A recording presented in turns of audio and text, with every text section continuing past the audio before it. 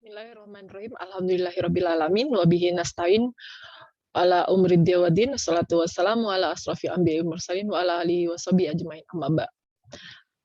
Assalamualaikum warahmatullahi wabarakatuh. Semoga kita semua dalam keadaan sehat dan tetap dalam lindungannya sehingga kita bisa memulai pembelajaran dengan semangat dan dalam kondisi yang totalitas baik. Alhamdulillah kita bertemu pada sesi ketiga manajemen keuangan. Di dalam sesi ini kita akan membahas mengenai modal kerja, manajemen modal kerja. Saya akan memaparkan dalam 30 slide. Seluruh mahasiswa disimak agar mendapatkan pemahaman yang menyeluruh mengenai materi kita pada manajemen modal kerja. Saya akan share materinya.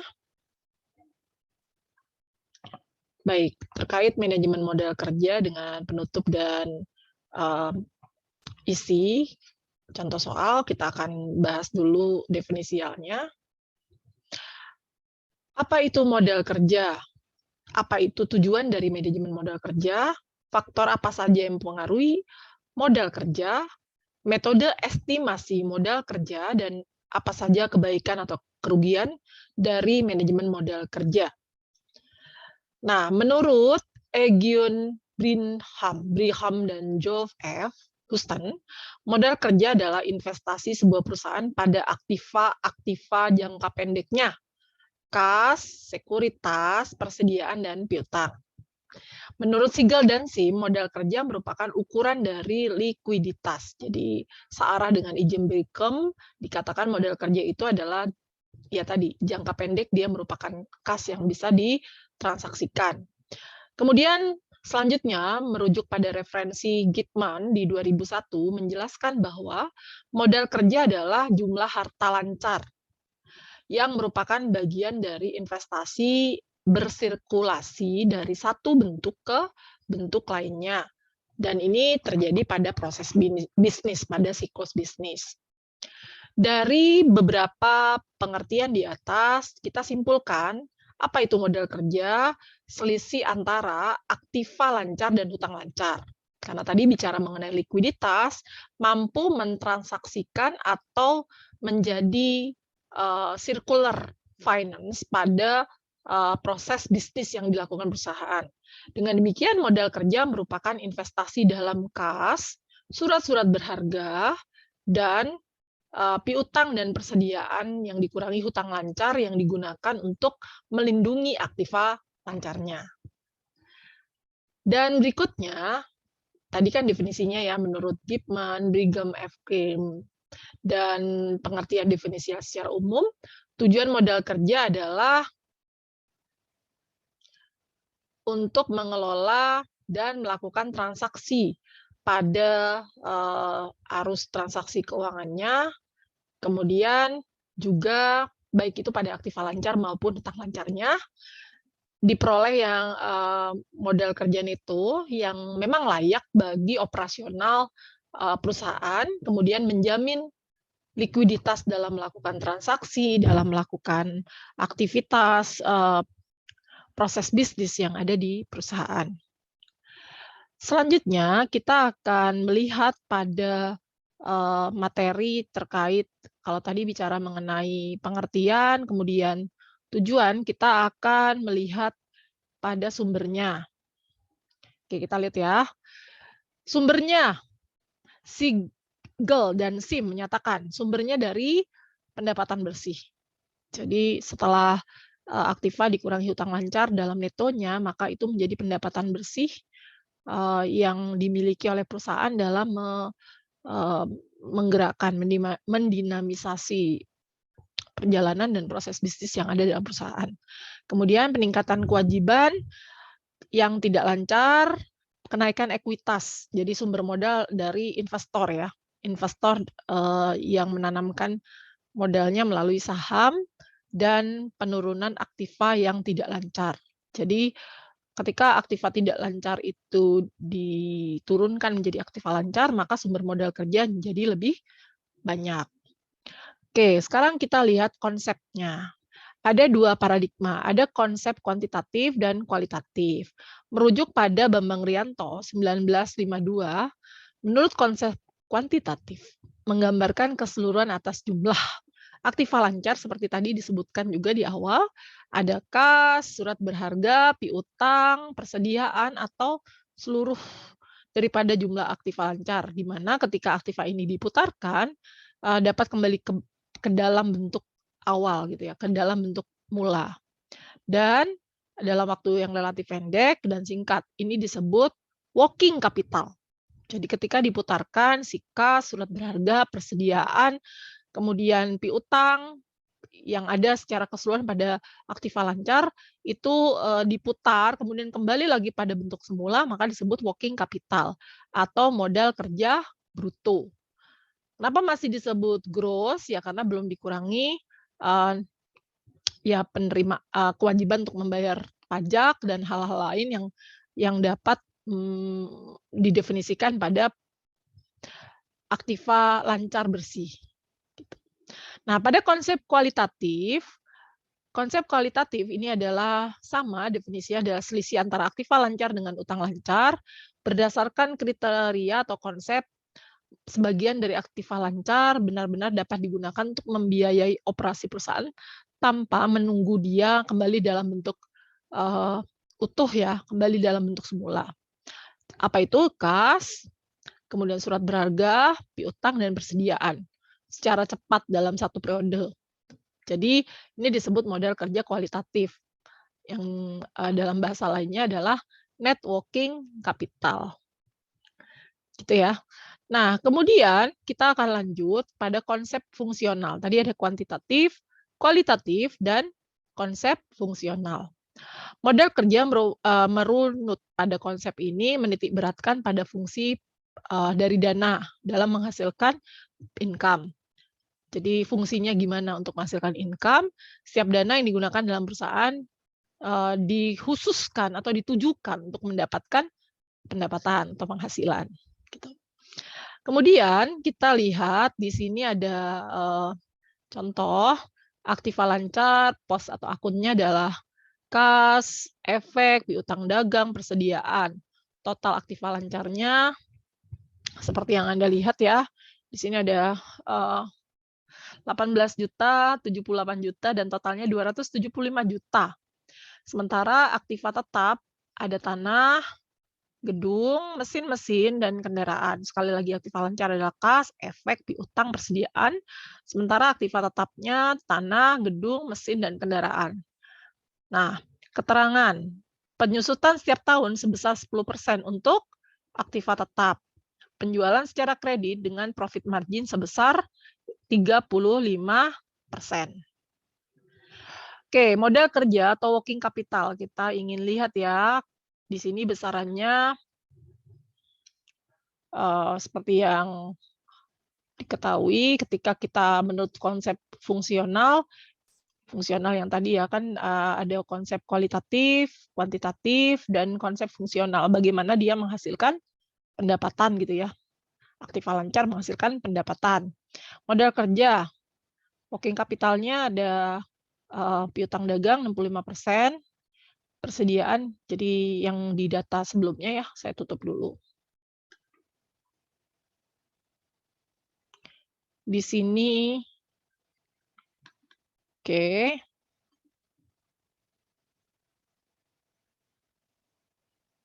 35% dari penjualan secara kredit atau piutang. Kredit. Ya. Kita lihat case-nya. Di sini ada totalnya, total modal kerja, jadi ada persediaan barang, 10% tadi penyusutannya ya. Kemudian kasnya 18 juta. Ini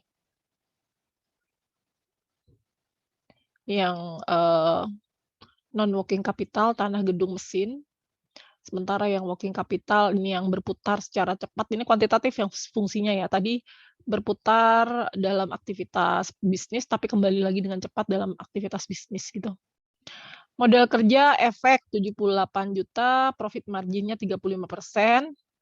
Total modal kerja potensial adalah 96 1.900.000 dari si profit margin 35% gitu ya.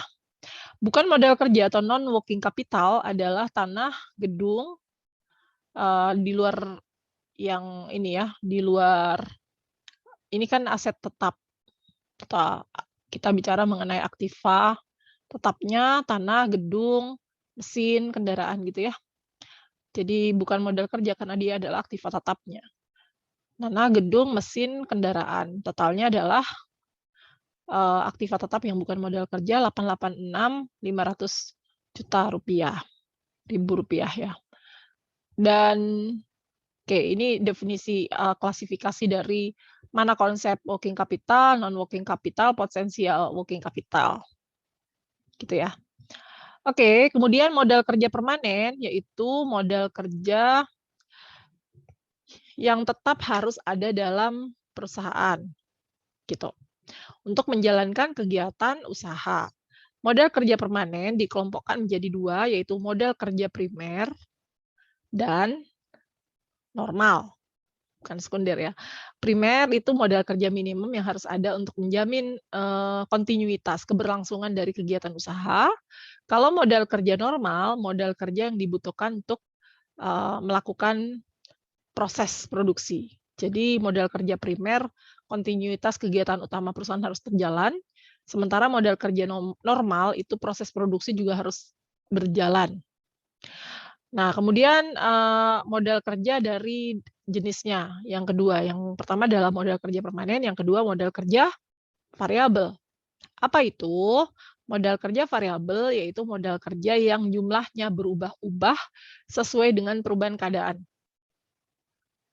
Jadi modal kerja variabel dapat dikelompokkan menjadi tiga, yaitu modal kerja musiman, yang biasa dapat ini ya, objekan, misalnya musim hujan, payung, terus musim nikahan, tenda, dan lain-lain. Apa saja itu yang dilengkapi, ya tenda, gedung-gedung, atau gedung kan tadi aktiva tetap ya, modal kerja yang berkaitan dengan musim, berarti ya alat atau mesin yang berkaitan dengan proses produksi. Kemudian modal kerja siklis, yaitu modal kerja yang jumlahnya berubah-ubah karena fluktuasi konjungtur, cyclical. Cyclical itu tergantung pada kenaikan penurunan permintaan. Kemudian modal kerja darurat, modal kerja yang jumlahnya berubah karena adanya keadaan darurat. Ya paling tidak dana berjaga-jaga atau dana standby ya. Kemudian kita lanjut 4 hal yang mempengaruhi modal kerja. Yang pertama adalah volume penjualan, jadi besar kecilnya modal kerja tergantung pada peningkatan penjualan yang ada di perusahaan. Kemudian faktor musim dan siklis, ini juga berkaitan berapa banyak modal yang diperlukan tergantung lagi kemarau, berarti aktivitas yang berkaitan dengan proses bisnis perusahaan yang berorientasi pada kebutuhan atau demand pasar. Kemarau ya tidak bisa diproduce ya. Kemudian perubahan dalam teknologi ini juga mempengaruhi modal kerja perusahaan. Apakah dia padat karya, padat modal, atau padat teknologi. Dan yang terakhir adalah kebijakan perusahaan. Jadi perusahaan itu mau bergerak di apa sektornya? Monopoli, perfect monopolistis, atau perfect kompetitif, atau di mana mereka menjadi berproses atau bertransaksi dalam penguasaan pasar sebagai single supplier gitu, single producer misalnya. Itu ya beda dengan yang dia bersaing secara kompetitif sempurna dengan penjual yang lain. Dan ketika kita sudah bicara mengenai jenisnya, kemudian apa itu ya tadi variabel, modal yang dipengaruhi oleh cyclical dan hal-hal lain, kita juga perlu tahu mengenai nih ya. Ini kan kita sudah bahas ini fungsional, variabel, cyclical. Oke. Bagaimana sih cara melakukan perkiraan atau estimasi terhadap kebutuhan modal kerja? Ya kan? pasti akan ada lanjutan gitu dari penjelasan ini, cara mengestimasi kebutuhan modal kerja. Jadi estimasinya dengan pertama, menentukan besarnya modal kerja dengan metode 2 faktor, yaitu periode terikatnya modal kerja, yaitu jangka waktunya, mulai kas ditaruh gitu ya, diinvestasikan dalam elemen modal, sampai menjadi kas lagi. Itu kan tadi kita bahas mengenai definisi modal kuantitatif ya. Semakin lama periode terikat modal kerja akan semakin memperbesar jumlah kebutuhan modal kerja. Jadi semakin lama dia semakin besar jumlahnya. Ini adalah flow atau alur dari perusahaan dagang. Kas, barang, piutang diubah jadi kas lagi. Ini kuantitatif dengan cepat dan kembali dengan seperti asalnya gitu ya. Kalau perusahaan industri prosesnya adalah bahan baku, kemudian proses produksi barang jadi, kemudian jadi dikreditkan kepada pihak lain atau dijadikan piutang. Kemudian, oke maaf ya. Kemudian ketika kita lanjutkan pada konsep estimasi pada kebutuhan modal kerja, kita juga punya proyeksi kebutuhan kas rata-rata. Ya, apa itu?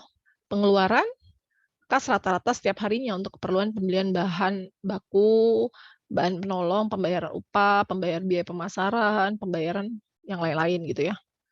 Jadi yang berkaitan dengan produk. Kemudian ini adalah rumus atau perhitungan dari perputaran modal kerja. Kan tadi ada working capital, non-working capital, potential working capital gitu kan ya.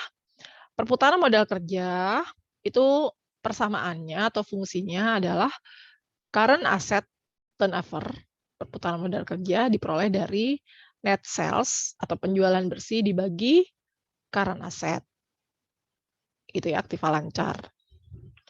Nah, kemudian atau di sini ada rata-rata current asset. Net sales penjualan bersih dibagi average current asset. Kemudian average current asset diperoleh dari current asset pada saat awal ditambah current asset akhir gitu kan rata-rata ya. Kalau rata-rata itu ditambah kemudian dibagi. Gitu ya. Jadi perputaran modal kerja current asset turnover. Nah, dalam neraca dan laporan laba rugi ini contoh Tokugaya dalam jutaan rupiah diketahui kasnya di 2008 375. 2009 429. Piutangnya 765 dan pada 2009 naik piutangnya. Kemudian kita dapat ya. Kemudian ini adalah kita sampai sini dulu. Berapa kali perputaran dari modal kerja itu. Kemudian bagaimana hitungannya? Apakah dia cukup ideal atau tidak gitu ya. Oke, kita lihat ya. Kemudian kita dapat menghitung tingkat perputaran masing-masing elemen modal kerja, net sales, penjualan bersihnya 36.000 dibagi rata-rata dari penjualannya gitu ya. Rata-rata penjualannya adalah sebanyak 400 dari current aset lancar gitu ya. Apa itu kas? Kasnya adalah 375 ditambah 425. Gitu ya, dibagi 2. Kemudian atau kan ini average current asset berarti ya bisa ditambahkan dari 2008 ditambah 2009. Gitu ya. Kemudian perputaran aset. Jadi ini yang pertama adalah perputaran masing-masing elemen modal kerja. Yang pertama net sales dibagi average current asset. Gitu ya. Nah, ini 36.000 ini adalah total pada net sales-nya. Kemudian 90 kali perputaran kasnya net sales dibagi rata-rata receivable. Jadi rata-rata receivable di sini adalah diperoleh dari apa itu piutang gitu ya. 765 ditambah 835 dibagi 2. Gitu. Kemudian perputaran piutangnya di dalam inventory atau perputaran inventory ya. Net sales dibagi inventory-nya. Inventory. Jadi 1.100 ditambah 1.300 di sini ya. Yang ini.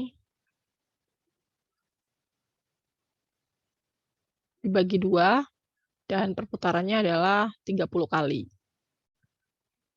Oke, kemudian perputaran pada ini harus dihapus dulu.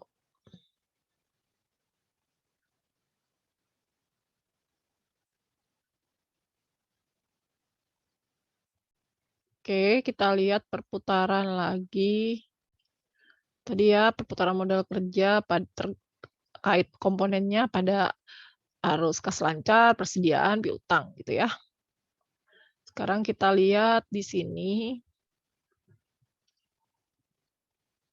Periode terkait masing-masing elemen modal yaitu rata-rata pengumpulan. Nah, harinya ya, berapa hari ini untuk SIKAS, berapa hari pengembaliannya atau perputaran modal kerjanya. 4 hari current asset, kemudian piutangnya 8 hari. Ini kan kali ya, 8 hari untuk perputaran, persediaan adalah 12 hari, total 24 hari. Jadi rata-rata pengumpulan untuk receivable turnover itu adalah sebanyak 24 hari.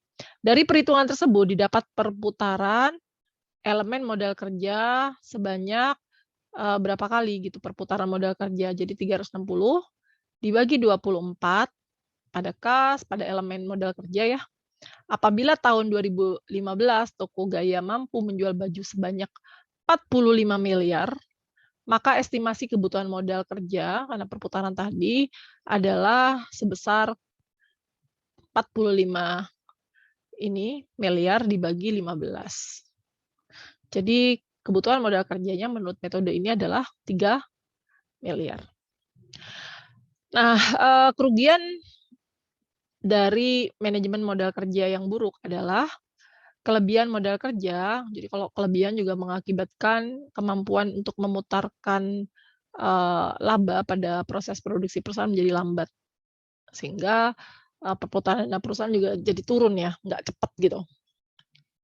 Jadi kalau dia over modal, ya berarti tidak terjadi perputaran secara efisien, efektif. Menimbulkan kesan bahwa manajemen belum mampu menggunakan modal secara efisien. Jika modal kerja tersebut dipinjam dari bank, maka perusahaan kalau ngambil dari luar ya kan modal kerja yang terbaik itu ngambilnya dari dalam, dari investasi investor di dalam, kemudian modal hasil penjualan atau penerimaan dari aktiva-aktiva kita kumulatif ya, itu lebih baik daripada kita mengambil modal dari luar. Kemudian melindungi terjadinya krisis, merencanakan dan mengawali rencana perusahaan yang baik itu tergantung pada perencanaan modal kerjanya, menilai kecepatan perputaran modal kerja yang menyeluruh. Jadi kalau pertanyaannya berapa modal kerja, berapa lama perputaran modal yang baik, ya rata-rata 15 kali tergantung industrinya. Membayar atau memenuhi kewajiban jangka panjang atau jangka pendek sesuai dengan jatuh temponya. Memperoleh kredit sebagai sumber dana jelas karena kita mempunyai pertanggungjawaban transaksi keuangan yang baik, kemudian memberi pedoman yang baik sehingga tidak terdapat keraguan manajemen guna memperoleh estimasi atau perkiraan yang efisien dan baik. Nah, kemudian ini contohnya. Contoh-contohnya kita lihat ya. Jadi tadi kita sudah belajar mengenai potensial working capital, net working capital, kemudian modal kerja, perputaran modal pada piutang gitu ya. Bisa diamati pada 5 slide ini. Perusahaan dagang memiliki data gitu. sebagai berikut. Rata-rata periode modal kerja, terikatnya modal kerja adalah lamanya barang disimpan dalam persediaan 7 hari, lamanya pengumpulan piutang 13 hari. Rata-rata pengeluaran kas setiap hari, ini ada pembelian barang dagangan, upah karyawan, biaya administrasi umum dan biaya penjualan, serta biaya lainnya. Jika manajemen menetapkan jumlah minimal kas yang harus ada di perusahaan sebesar 150.000, berapa jumlah modal kerja yang efektif dan efisien? Ini case-nya ya. Oke, lamanya barang disimpan. Di sini ada case-nya. Kemudian periode terikatnya modal kerja kali pengeluaran kas per hari plus kas minimal. Jadi perputaran modal kerja periodenya sebanyak 20 hari dikalikan pengeluaran kas per hari, kan tadi kas per hari 150 ditambah kas minimal. Gitu ya. Pengeluaran kas per hari adalah ini ya, 1.150.000. Kemudian kas minimal adalah 150.000. Jadi ini adalah besarnya modal kerja agar efektif dan efisien. Soal kedua, perusahaan industri B memiliki data modal kerja sebagai berikut. Lamanya bahan mentah disimpan 7 hari, proses produksi 6 hari, barang jadi disimpan 5 hari, pengumpulan piutang 11 hari. Itu ya. Ini adalah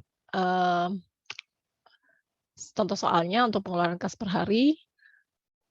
180.000, upah karyawan 150, jumlah kas minimal 100, maka silakan hitung berapa. Sama cara menghitungnya seperti tadi ya. Jadi proses terikatnya modal kerja dikalikan jumlah kas per hari, pengeluaran kas per hari, ditambah kas minimal. Jadi kalau kas minimal 100, pengeluaran 400, ditambah lamanya perputaran periode modal kerja. Hasilnya 12 juta untuk modal kerja yang efektif dan efisien. Baik, ini adalah contoh 3 tentang metode perputaran modal kerja. Silakan dikuasai gitu ya. Terkait contoh ketiga, sama prinsipnya dengan contoh yang lain. Tinggal diperkuat dan didalami berapa banyak, berapa besar gitu ya. Prinsipnya pada modal kerja tetap aktiva lancar, modal kerja tetap kan nggak berubah ya, gedung, tanah, yang lain modal kerja yang benar-benar modal kerja aktiva lancar, itu kas, persediaan, kemudian piutang. Itu ya. Dalam komponen atau akunnya. Silakan diperkuat pada contoh-contoh 3 dan 4 dibaca, kemudian nanti kita coba berlatih gitu ya, terkait bagaimana menghitung modal kerja. Pada sesi keempat kita akan buat post-test dan pre-test untuk perhitungan ini pada modal kerja.